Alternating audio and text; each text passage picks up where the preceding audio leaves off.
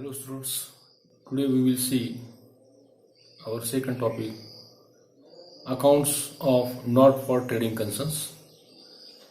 Into these topics we see next problem number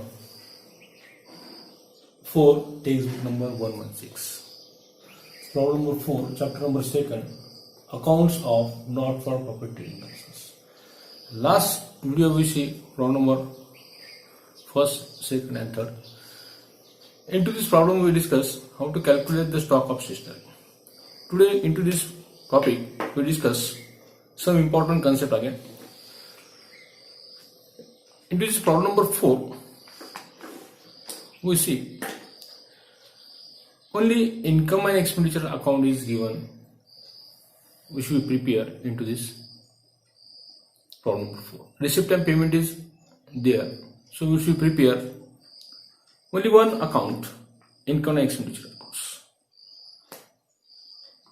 तो यहाँ पे आपको ध्यान देना है कि इनकम एंड एक्सपेंडिचर अकाउंट्स आपको ओनली प्रिपेयर करना है. तो बैलेंस शीट के जो एसेट्स और लायबिलिटी आपको दिए हुए उसको आपको एग्जाम करना है, उसको आपको छोड़ देना है, क्योंकि बैलेंस शीट आपके पास आपको प्रिपेयर नहीं करना है. तो उसमें only prepare income and expenditure. So only one account prepare into this problem number 4. In the books of Satara sports club, income and expenditure accounts for the year on 31 March 2019, ये account आपको prepare करना है. हमेशा के इधर आपके पास एक rough working page रहने दो. टेक्स्ट बुक सामने रखो, उसका पेज नंबर निकालो 116 और सामने एक रजिस्टर आप रखो. रजिस्टर में साथ में कैलकुलेशंस करना है.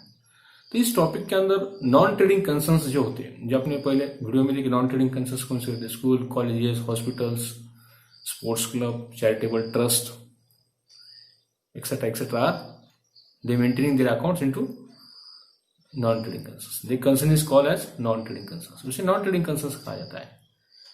In rendering service to our society, that types of firm is not profit motivated firm. ये प्रॉफिट कमाना इनका उद्देश्य नहीं होता है. तो सर्विसेज सोसाइटी और इट्स मेंबर को देना, उनके मेंबर को देना, ये उनका मेन उद्देश्य होता है स्थापन करने पड़ता है. अकाउंट किस तरह मेंटेन करते हैं इस टॉपिक में आपको देखेंगे. तो into this topic chapter number problem number 4 में देखेंगे preparation of income and expenditure accounts only. The following is the receipt and payment accounts of Satara sports club. मैंने पहले से ही अकाउंट प्रिपेयर करके रखे हुए हैं. Satara club of Satara prepare income and expenditure accounts for the year on 31 March 2019. 31 March 2019 का आपको income and expenditure only prepare करना है. रिसिप्ट एंड पेमेंट आपको एग्जाम में दी जाती है, आपको उस पर से प्रिपेयर करना है. Income and expenditures and balance sheet, only 2 accounts आपको प्रिपेयर करना है. मगर इस प्रॉब्लम के अंदर प्रॉब्लम नंबर 4 में आपको ओनली 1 अकाउंट आपको प्रिपेयर करना है, क्योंकि आपको only income and expenditure account he prepare करने को कहा गया है. इसलिए रिसिप्ट एंड पेमेंट साइड में कुछ लायबिलिटी और एसेट्स आपको मिलती है, तो उसको आपको क्या करना है? एक्सक्लूड करना है. ये थोड़ा ध्यान में रखिए. और एडजस्टमेंट का सेकंड इफेक्ट आपको करना है. Okay, we start problem. उसका आंसर स्टार्ट करते हैं. इस रिसिप्ट एंड पेमेंट का ऑब्जर्वेशन करते हैं. Receipt and payment for the year ended on 31 March 2019, 31 March 2019 की रिसिप्ट एंड पेमेंट आपको दी है. रिसिप्ट साइड में देखो, अभी टू बैलेंस ब्रॉट डाउन आपको दिया हुआ है, cash in hand, cash at bank. Balance brought down, ये लास्ट ईयर का ब्रॉट डाउन आपको इस 2019 में क्या किया? ब्रॉट डाउन किया. उसको क्या करना है? आपको लेना नहीं, छोड़ देना. ये लास्ट ईयर का है. आपको करंट ईयर का बैलेंस चाहिए, तो करंट ईयर का बैलेंस कहां पर है? पेमेंट साइड में आपको दिया हुआ है. बैलेंस कैरिड डाउन 31 मार्च 2019 का बैलेंस कैरिड डाउन जो आपको पेमेंट साइड में balance CD, cash in hand 8,900 और कैश एट बैंक 25,000, ये आपको बैलेंस शीट में आपको लेना पड़ेगा. पहला जो आइटम है बैलेंस ब्रॉट डाउन, उसको आपको हमेशा उसको एक्सक्लूड करना है. उसको उसका नो यूज होता है, उसको छोड़ देना. उसको लेना नहीं, कहीं भी हो अकाउंट के अंदर उसे लिखना नहीं. That types of it is no use of that types of amount. जो बैलेंस ब्रॉट डाउन रहता है, जो रिसिप्ट एंड पेमेंट में आपको 31 मार्च का दिया जाता है, वो लास्ट ईयर का ओपन क्लोजिंग, वो इस ईयर का ओपनिंग होता है. ओपनिंग आपको दिया हुआ है पेमेंट साइड में बैलेंस सीडी. इन शॉर्ट क्या है? बैलेंस ब्रॉट डाउन आपको दिया होगा रिसिप्ट साइड में to balance brought down. Balance brought down आपको दिया है cash in hand, cash in hand and cash at bank. ये आपको बैलेंस दिया हुआ आपको, दोनों का बैलेंस आपको रिसिप्ट साइड में दिया हुआ है. रिसिप्ट साइड क्या होती है? आपकी डेबिट साइड में होती है. रिसिप्ट लास्ट ईयर का बैलेंस आपको ब्रॉट डाउन करके दिया हुआ है 4,500 और 12,000, 4,500 और 4,500 और 12,000, 12,000. और इसके टोटल उन्होंने बाहर दिए। कितना दिया इसका टोटल देखो 16,500। ये जो 16,500 आपको दिया हुआ है रिसिप्ट साइड में, इसको आपको नो यूज करना है, इसको छोड़ देना है। इसको कहीं पर ही अमाउंट आपका आने वाला नहीं है। तो कौन सा अमाउंट आपको लेना है? पेमेंट साइड में जो आपको दिया हुआ है, पेमेंट साइड आपकी क्या होती है? क्रेडिट साइड होती है। क्रेडिट साइड में आपको दिया हुआ है by balance brought down, balance brought down. दो कॉलम वहां पे दिए, inner and outer column. Balance brought down, cash in hand and cash at bank.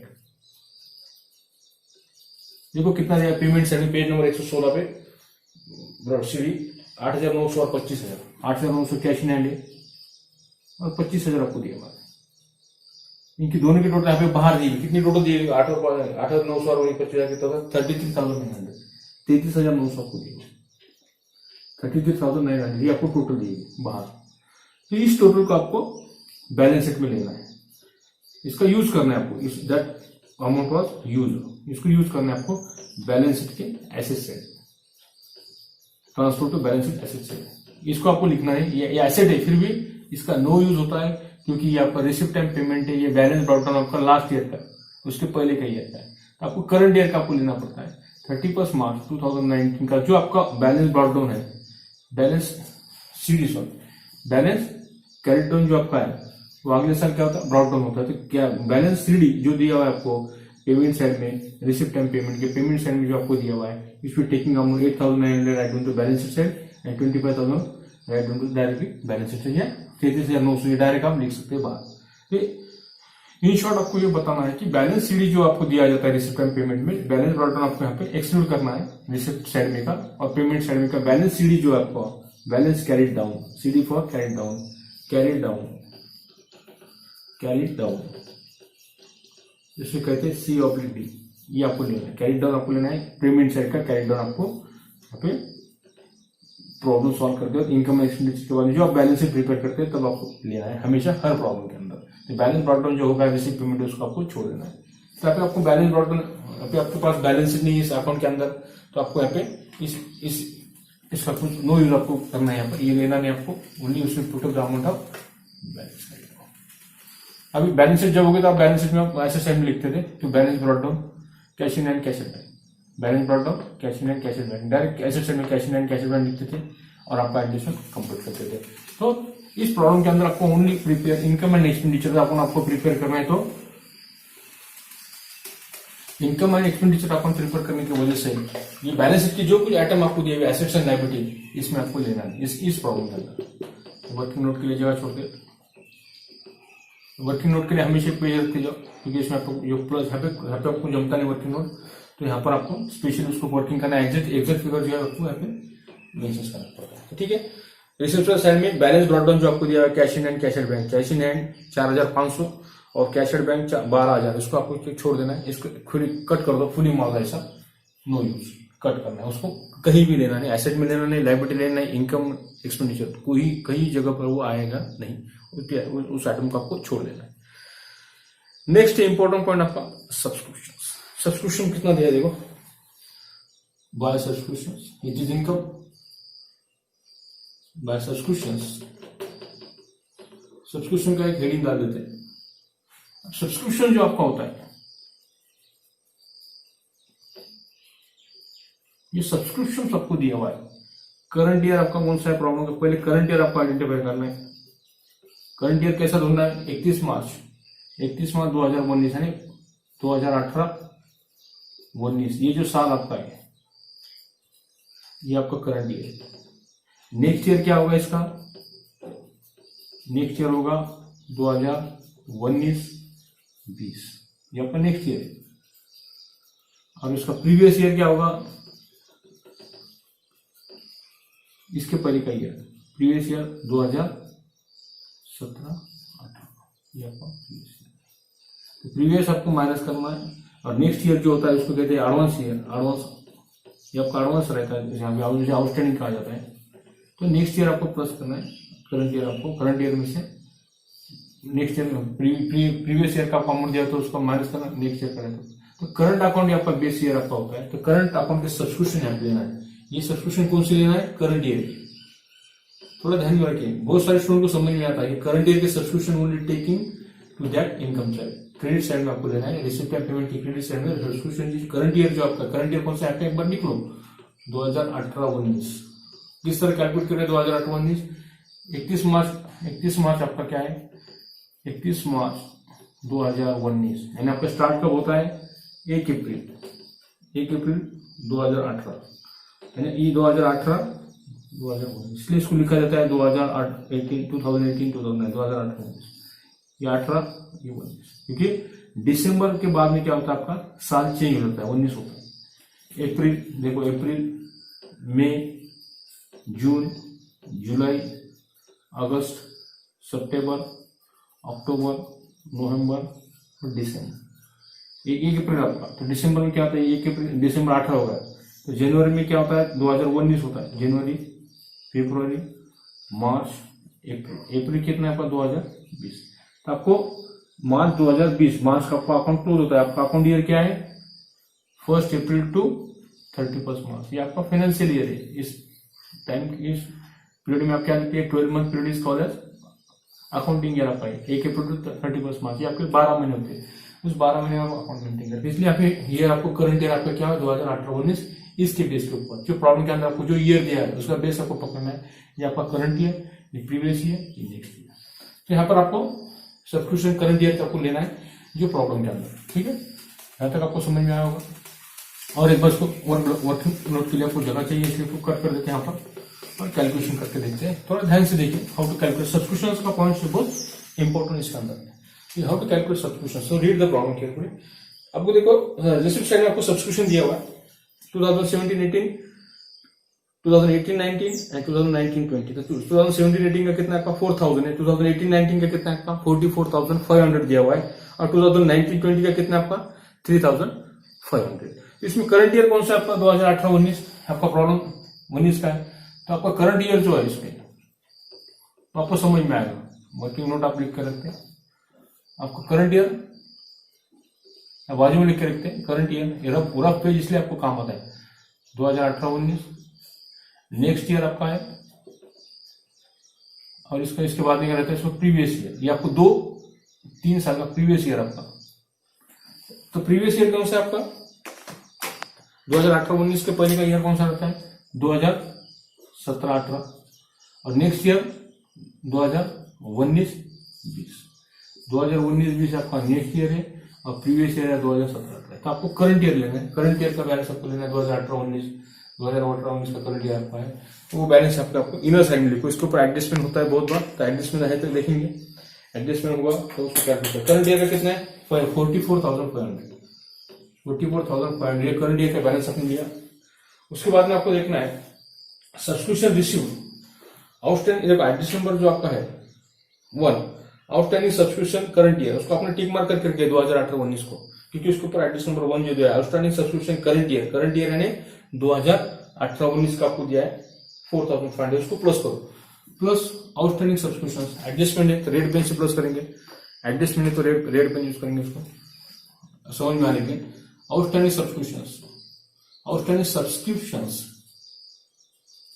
Subscriptions is given there 2018-19, यहाँ पे साल लिख कर देखो आपको समझ में आने के लिए कितना आपका 4,500 अमाउंट चेक करने के बाद 4,500 इसमें प्लस करो 45,500 में 4,500 45,500 प्लस 45 प्लस 4 कितना होता है 45 और 4 कितने होते हैं 50,000 49,000, ये एक्चुअल अमाउंट आपका होगा। इसका सेकंड डिबेट आपका आउटस्टैंडिंग है, second debate same side of और बैलेंस शीट, बैलेंस शीट के सेम साइड में एक आइटम प्लस हुआ यहाँ पर प्लस हुआ तो सेम साइड में, ये देखो ये लेफ्ट हैंड साइड या राइट हैंड साइड प्लस हुआ तो बैलेंस शीट के सेम साइड में एसेट साइड में आपको जाता है। सपोज ये बैलेंस शीट आपके ये बैलेंस शीट की एसेट साइड है, ये एसेट साइड है और ये बैलेंस शीट क्या है लायबिलिटी साइड है, LIBS साइड शॉर्ट की यूज करते हैं। ये आपकी ये होगा आपका ये अकाउंट का ये आपका लेफ्ट हैंड साइड, ये अकाउंट का राइट हैंड साइड, ये एसेट्स आपकी है, एसेट्स और लायबिलिटीज। देखा जाए तो यहाँ पे प्लस हुआ तो सेम साइड में यहाँ पर आएगा outstanding subscription.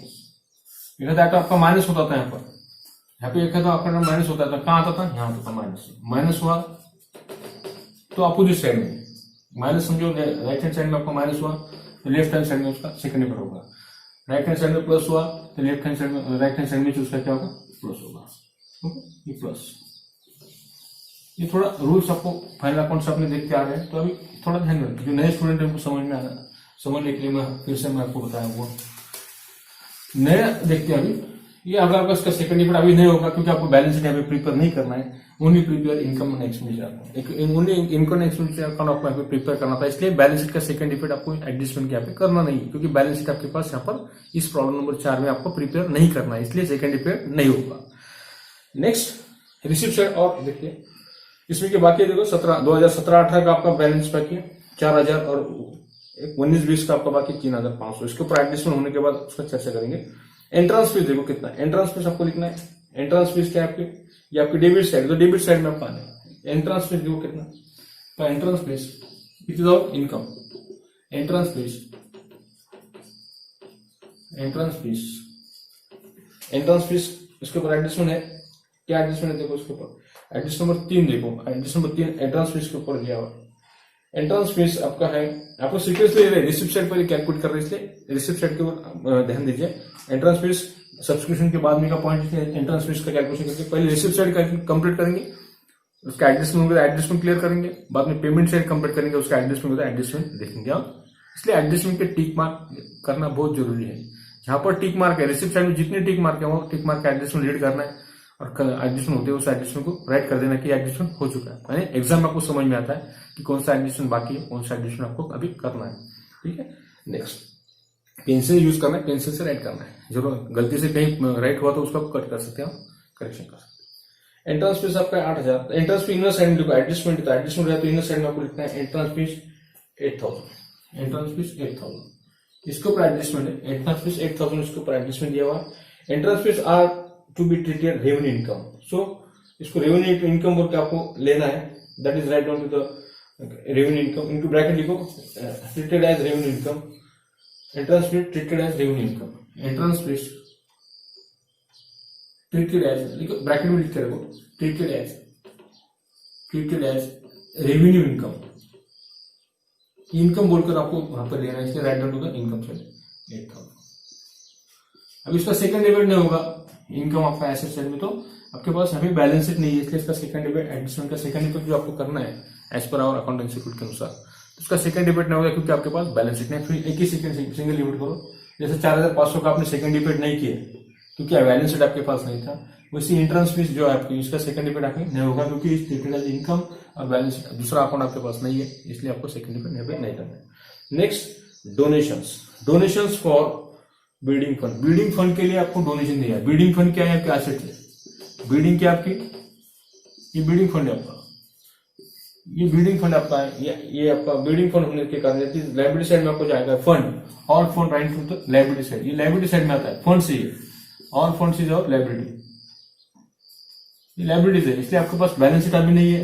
You should do not prepare the balance sheet into this problem, क्योंकि आपको रिसिप्ट एंड पेमेंट में इनकम एंड एक्सपेंडिचर आपको प्रिपेयर करना था, इसलिए बैलेंस शीट नहीं करके इसको क्या कर दो, इस आइटम को छोड़ दो, इसका अमाउंट कहीं पर भी नहीं आएगा क्योंकि आपके पास बैलेंस शीट इस प्रॉब्लम के अंदर नहीं है, ओनली इनकम एंड एक्सपेंडिचर आपको प्रिपेयर करना है, इसको उसको कट कर दो। और नेक्स्ट आइटम देखेंगे इंटरेस्ट, इंटरेस्ट कितना है 600, डेबिट साइड में आपको इंटरेस्ट कितना है, बाय इंटरेस्ट एडजस्टमेंट नहीं है, बाय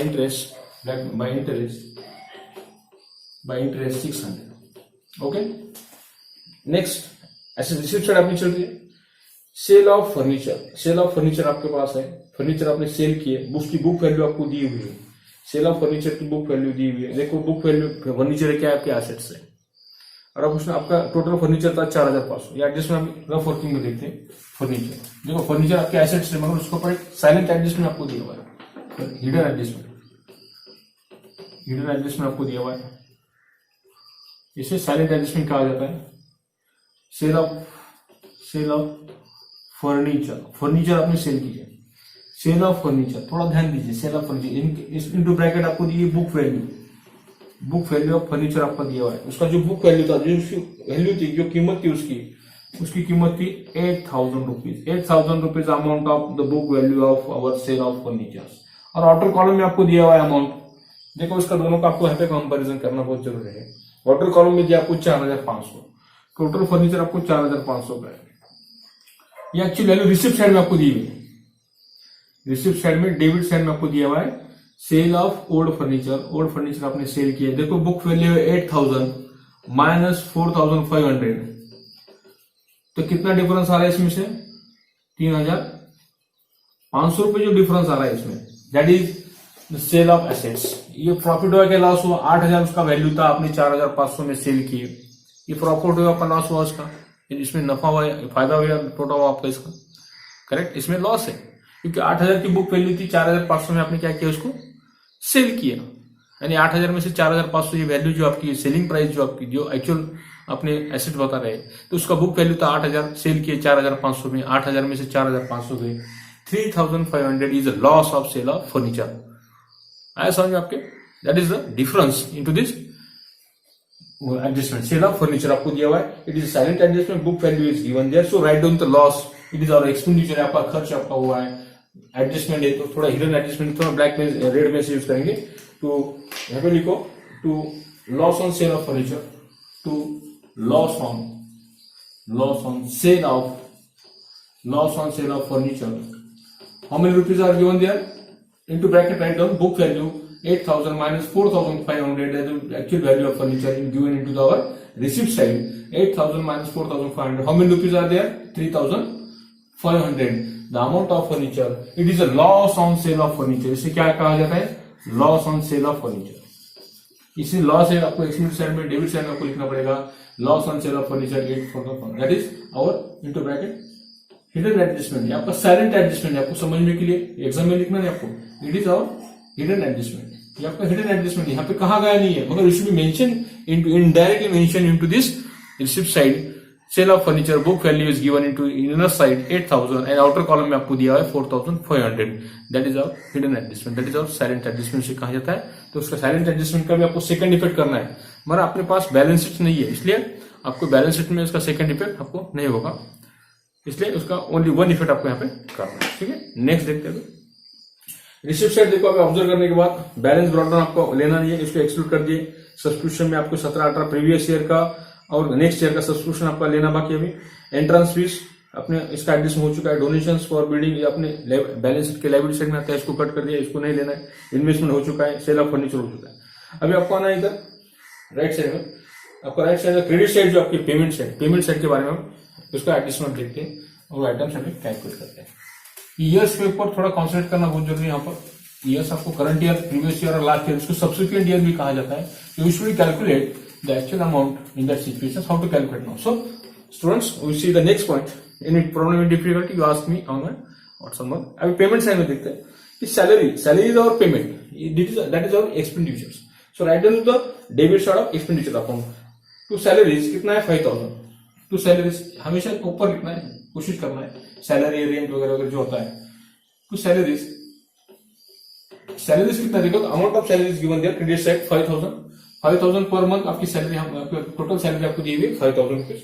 नेक्स्ट है rent, into bracket rent inner side में लिखो क्योंकि इसके ऊपर साइलेंट एडजस्टमेंट आपको दिया हुआ है, रेंट इनटू ब्रैकेट 2017-18 2017-18 का rent, that is previous year rent आपको दिया हुआ है, आपका प्रॉब्लम है 2018-19 का, 17-18 प्रीवियस ईयर का रेंट आपको दिया हुआ है, रेंट कौन सा आपको दिया हुआ है, रेंट आपका प्रीवियस ईयर का है, रेंट कितना रेंट आपका प्रीवियस ईयर का रेंट आपको इनटू ब्रैकेट में दिया हुआ है 2017-18, ये जाओ प्रीवियस ईयर कितना अमाउंट दिया रुपीज 2000, ये आपका प्रीवियस ईयर का अमाउंट 2000 यहाँ पर एक रफ वर्किंग में लिख कर रखते हैं, और उसका अमाउंट एक्चुअल अमाउंट कितना है 5000, आउटर कॉलम में कितने दिया हुआ आपको 5000, अमाउंट कितने आपको दिया हुआ है, ये कौन सा अमाउंट है आपका 2018-19 का जो आपको बैलेंस शीट दिया हुआ है, 2018-19 का आपको रेंट दिया हुआ है 5000 और 2017-18 का 2000 और 2018-19 का आपका 5000, दैट इज आवर, इसे कहते हैं हिडन एडजस्टमेंट, ये हिडन एडजस्टमेंट है, और इसे कहते हैं इनर एडजस्टमेंट, साइलेंट एडजस्टमेंट, ये आपका साइलेंट एडजस्टमेंट है, इसका भी आपको सेकंड इफेक्ट करना पड़ेगा, फर्स्ट इफेक्ट आपको यहाँ करना पड़ेगा। तो टोटल अमाउंट जो आपका रेंट का है, टोटल रेंट आपको देखो 5000, आपको 5000 दिया हुआ, उसमें से एडजस्टमेंट लेकर उसका रेट बेस यूज करेंगे अभी यहाँ पर समझ में आएगी, rent received in advance minus rent received in advance, minus rent receive, कितना रेंट रिसीव है 2017-18 का, 2017-18 ये आपको ईयर कितना है 2017-18 2000, इसको आपको माइनस करना। तो एक्चुअल अमाउंट कितना है आपका 3000। इसका सेकंड इफेक्ट माइनस किया तो अपोजिट साइड में आपको जाएगा। लेफ्ट हैंड साइड में आपने माइनस किया तो लेफ्ट साइड में आपका कहां अपोजिट साइड, सपोज ये बैलेंस शीट है, समझो सपोज ये बैलेंस शीट है, माइनस किया तो सेम साइड यहाँ आता था, माइनस किया प्लस किया तो यहाँ आता था, माइनस किया तो ये साइड में आपका आएगा, आपका माइनस है अपोजिट साइड में आपका ला दें, माइनस किया तो अपोजिट साइड ऑफ हैंड, यहाँ पर आप लिखते थे रेंट रिसीव्ड इन एडवांस 2000। अगर आपके पास हमें बैलेंस शीट आपको प्रिपेयर नहीं करना है, प्लस किया होता तो आप सेम साइड में लिखते थे, माइनस किया तो अपोजिट साइड में आपको हैंड पे लिखना है। यहाँ पे सेकंड इफेक्ट इसका नहीं होगा क्योंकि आपको बैलेंस शीट यहाँ पे प्रिपेयर करना नहीं है, होगा आपका रेंट का एडजस्टमेंट। नेक्स्ट एडजस्टमेंट देखते हैं अभी, नेक्स्ट पेमेंट साइड का नेक्स्ट आइटम देखो, सेकंड इफेक्ट इसका 2000 का नहीं होने वाला।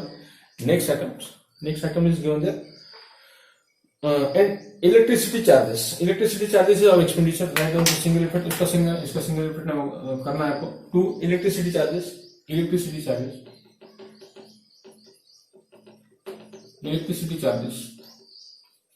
देखो, electricity charges is given there, write down 1450, 1450 आपको इलेक्ट्रिसिटी का चार्जेस दिया हुआ है, that is our payment. Fixed deposit क्या है आपके, ये एसेट्स है और आपके पास बैलेंस शीट प्रिपेयर करना नहीं है आपके पास प्रिपेयर किया इस प्रॉब्लम का, इसलिए इसको एक्सक्लूड कर दो, छोड़ दो। नेक्स्ट आपका printing and stationery is indirect, it is expenditure to printing and stationery, adjustment नहीं है, सिंगल इफेक्ट खाली करना है। प्रिंटिंग एंड स्टेशनरी कितना अमाउंट है, डायरेक्ट बाहर देखो 750, प्रिंटिंग एंड स्टेशनरी 750। उसके बाद जनरल एक्सपेंसेस आपका है, ये भी आपका साइलेंट एडजस्टमेंट है। जनरल एक्सपेंसेस इनटू ब्रैकेट, ये एक्सप्लिक का तो चलता है, एक्चुअल अमाउंट लिखो 5500, ये आपका पेमेंट साइड में दिया हुआ है, प्रॉब्लम के अंदर दिया हुआ है। हिडन एडजस्टमेंट देखते हैं, जनरल एक्सपेंसेस, आपको जनरल एक्सपेंसेस दिया हुआ है, देखो जनरल एक्सपेंसेस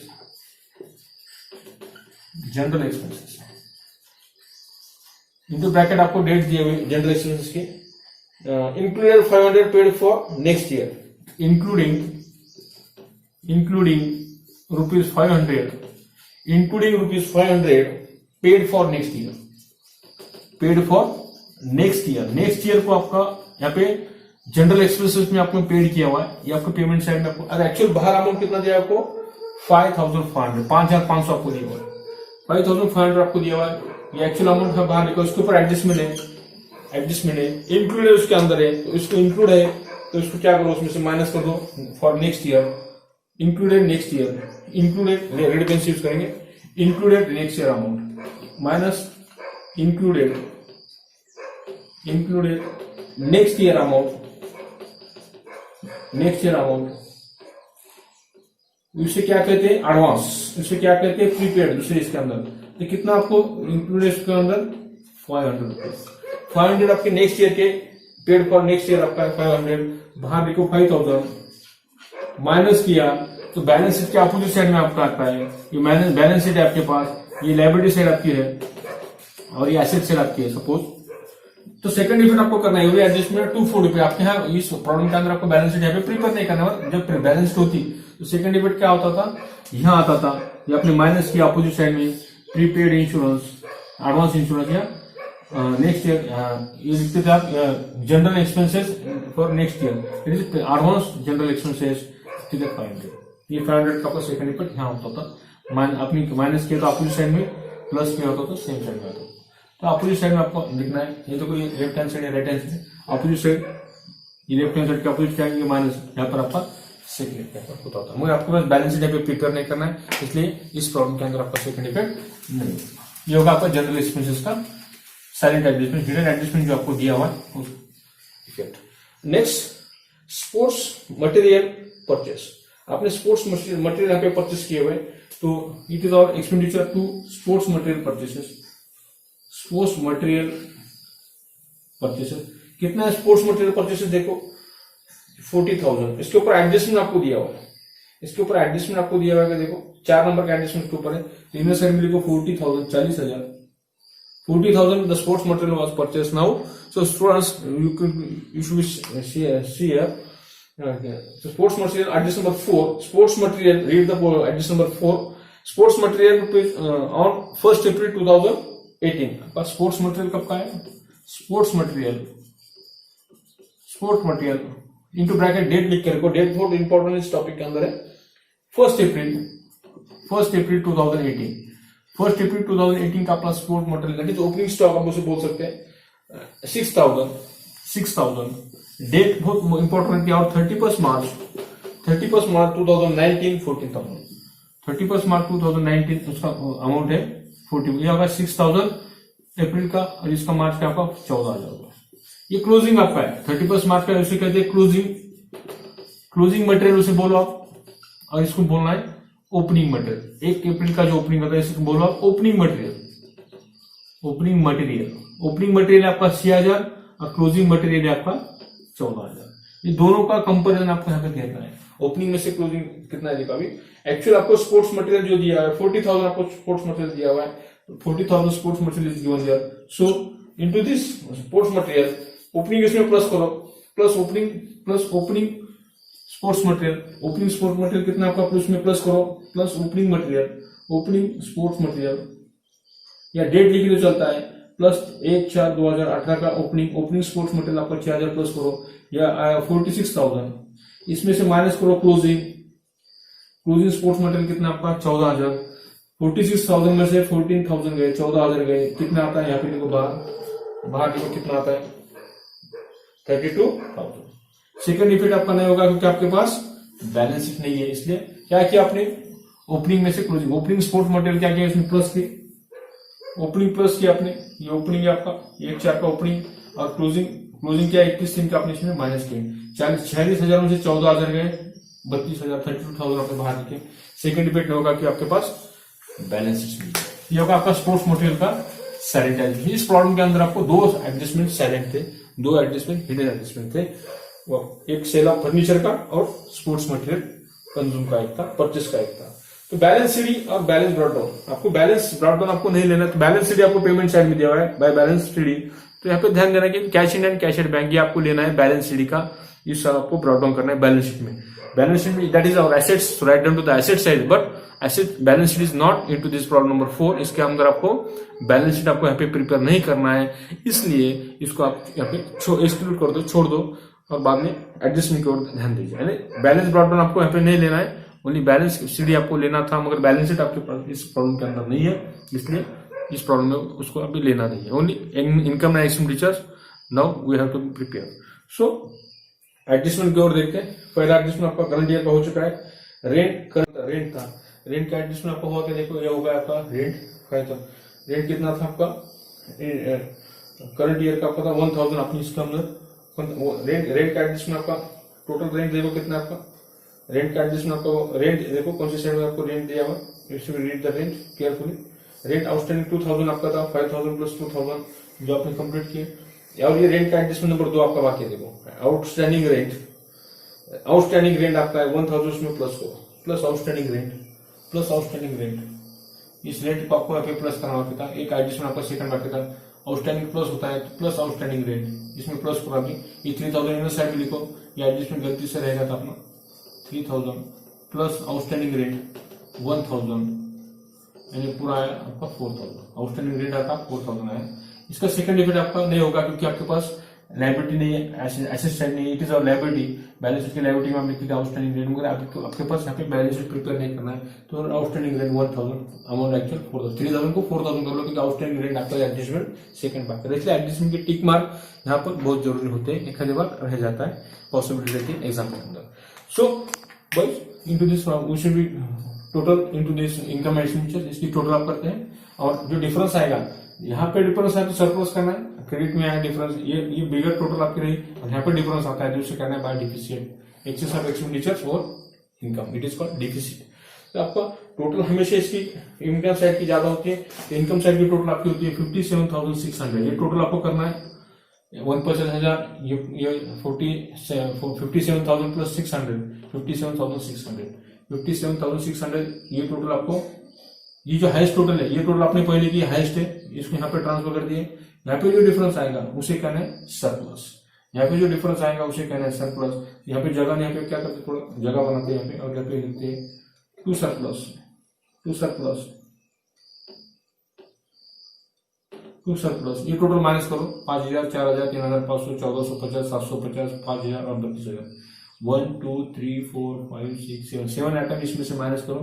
57,600 में से ये 7 आइटम जो है 1 2 3 4 5 6 7 ये आपको माइनस करना है। और जो आपका आंसर आएगा वो आंसर आपको यहाँ पे लिखना है। ये आंसर होता है आपको 5,900। ये 5,900 आपका यहाँ पे आता है। सरप्लस 5,900 सरप्लस आता है इसमें। इसमें 7,000 में से 7,600 में से 5,900 यदि सरप्लस इसके लिखते हैं, लिखा जाता है excess of income over expenditure, it is called over expenditure. ये ब्रैकेट में लिख कर रखा चलता है 5,600। इस टाइप में आपको यहाँ पर क्लोज 57,600 57,600 आपका सरप्लस आया। सरप्लस कितना है आपका आंसर? सरप्लस है आपका 59,000 5,900 आपका यानी 5,900 आपका क्या है सरप्लस है। As per our text book surplus amount is that is called surplus amount of surplus amount आपका आया 59,500 5,900 5,900 ये आपका आंसर टेक्स्ट बुक नंबर 116 के ऊपर आपको दिया है प्रॉब्लम नंबर 4। तो स्टूडेंट्स ये था आपका प्रॉब्लम नंबर 4। इसमें खाली इनकम एंड एक्सपेंडिचर आपको प्रिपेयर करना था। नेक्स्ट जो आपका प्रॉब्लम है 5 नंबर का वो आप नेक्स्ट वीडियो में देखेंगे। Any problem in difficulty you ask me on my WhatsApp number. Okay, today now we stop there. Thank you.